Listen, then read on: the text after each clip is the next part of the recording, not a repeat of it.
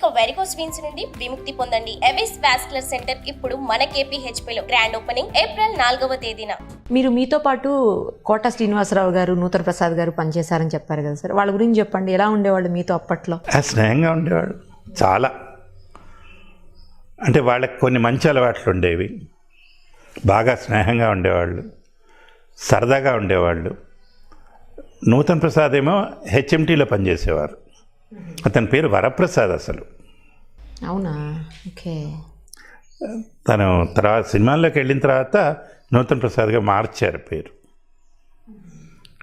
మంచి నాటకాలు అవి వేసేవారు. కోట శ్రీనివాసరావు ఏమో స్టేట్ బ్యాంక్ ఆఫ్ ఇండియాలో పనిచేసేవారు. తను చెప్పిన జోక్ చెప్పకుండా చెప్పుకుంటూ వచ్చేవాడు. చాలా చాలా సరదా మనిషి. అసలు ఒక్కొక్కసారి కోటి బ్యాంకులో పనిచేసేవాడు. బ్యాంక్ వెళ్ళి సంతకం పెట్టుకొని దూరదర్శన్కి వచ్చేసేవాడు. అక్కడికి వచ్చి కూర్చొని కబుర్లు చెప్పి అప్పటికప్పుడు ఇదేదో ఇందాక చెప్పాను ఎమ్మొచ్చట్లనేవని ఏదో ఉంది చేద్దాం పదండి, ఆ 1 గంటకు వచ్చి కూర్చొని చేసేసేవాడు. అలాగా ధర్మవరపు సుబ్రహ్మణ్యం కూడా అలాగే వచ్చాడు. తను నిజానికి వ్యవసాయ కార్యక్రమాలకి వ్యాఖ్యానానికి రాయటానికి వచ్చాడు. అలాంటిది తర్వాత నటుడై, డైరెక్టర్ అయి అలా ప్రస్థానం జరుగుతూ వచ్చింది. మీరు చాలా రకాలైనటువంటి వార్తలు చదివి ఉంటారు మీ లైఫ్లో. అన్నేళ్ల మీ ప్రస్థానంలో మీరు బాగా గుర్తున్నటువంటి విషాదకర వార్త మీరు చదివింది ఏంటి? బాగా సంతోషకరమైన వార్త మీరు చదివింది ఏంటి? గుర్తుందా సార్? అంటే విషాదకరమైనవి అంటే ముందు అవి చెప్పేస్తే వదిలిపోతుంది. చెప్పండి. నేను చదివిన విషాద వార్తలు మా ప్రేక్షక మిత్రులు గుర్తుంచుకున్నవి ఒకటి కాదు, 2 ఉన్నాయి. ఒకటి ప్రధానమంత్రి ఇందిరాగాంధీ గారి హత్య. ఆవిడ పొద్దున్న ఇంట్లోంచి బయటికి రాగానే ఆవిడ రక్షకులే ఆవిడని కాల్చేశారు, 16 బుల్లెట్లు. అయితే ఆవిడ మరణించిన సంగతి సాయంత్రం దాకా ప్రకటించలేదు. ఆవిడని కాల్చేశారు, తీసుకెళ్ళి ఎయిమ్స్లో అడ్మిట్ చేశారు. ఎందుకంటే రాజీవ్ గాంధీ అప్పుడు కలకత్తాలో పర్యటనలో ఉన్నాడు. Okay okay. ఆయన ఢిల్లీ రావాలి, చెక్ చేయాలి. ఈ రాజకీయంగా రాజ్యాంగపరంగా తగిన ఏర్పాట్లు చేసిన తర్వాత కానీ ప్రకటించడానికి లేదు. చేశారు. సరే అయిపోయిన తర్వాత ఆ వార్త, అది ఇందాక మీతో ప్రస్తావించాను కదా, ఆ విషాదాన్ని విషాదంగానే చెప్పాము. తర్వాత ఏం చేశారు, 10 రోజుల పాటు సంతాప దినాలు ప్రకటించారు.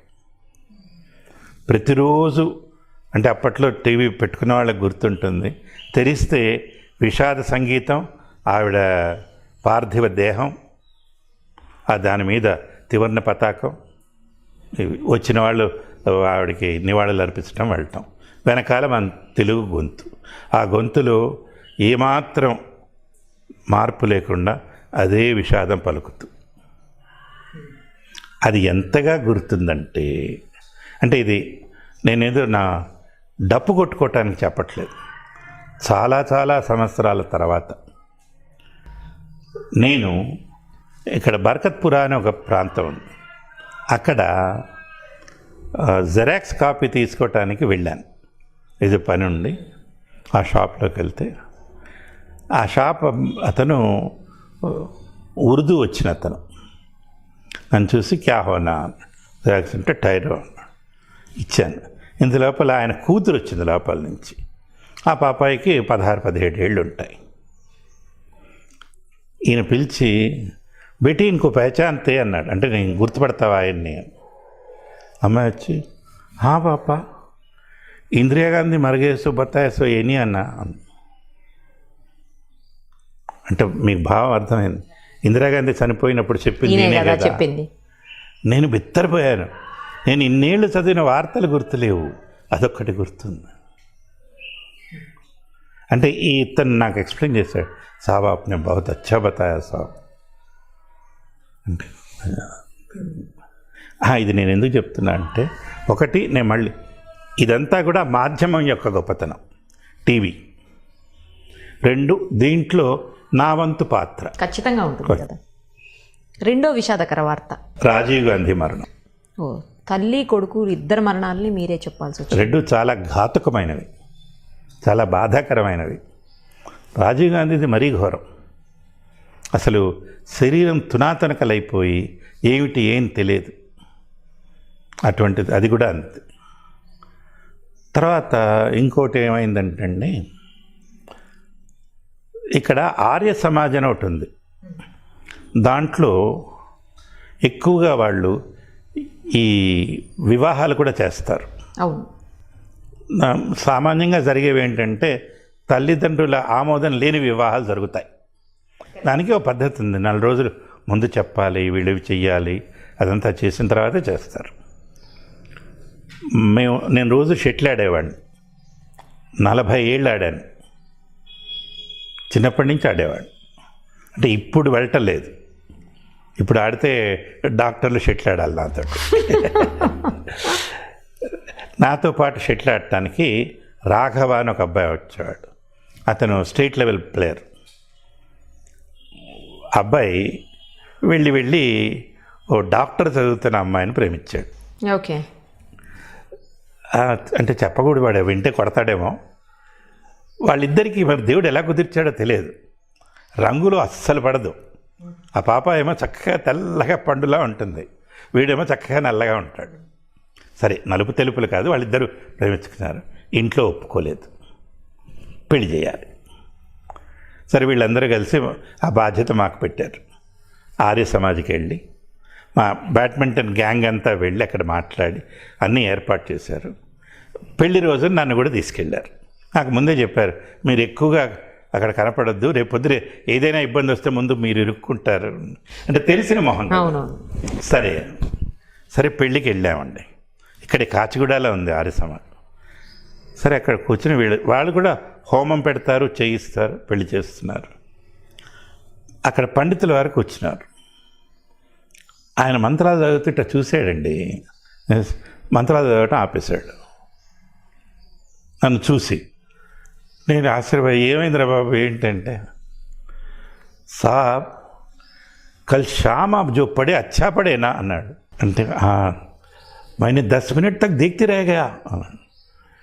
ఏంట్రా అంటే, ప్రతి సంవత్సరం అంటే స్వాతంత్ర దినం కానీ గణతంత్ర దినోత్సవం కానీ ముందు రోజు భారత రాష్ట్రపతి దేశాన్ని ఉద్దేశించి ఒక సందేశం ఇస్తారు.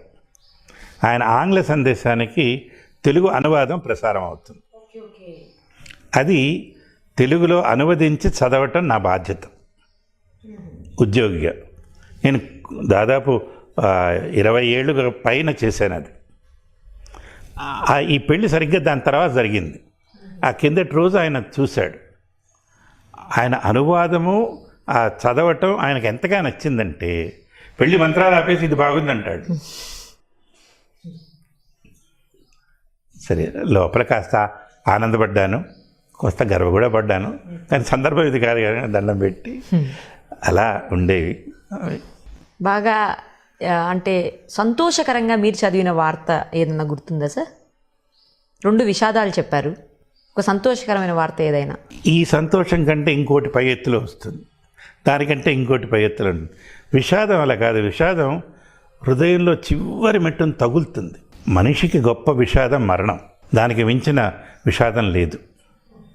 సంతోషం మీకు ఉన్నట్టుండి అత్యధిక ధనం రావచ్చు, లేదా బాగా అధికారం ఉన్న పదవి లభించవచ్చు, అనుకోకుండా మీకు అత్యున్నత పురస్కారం రావచ్చు.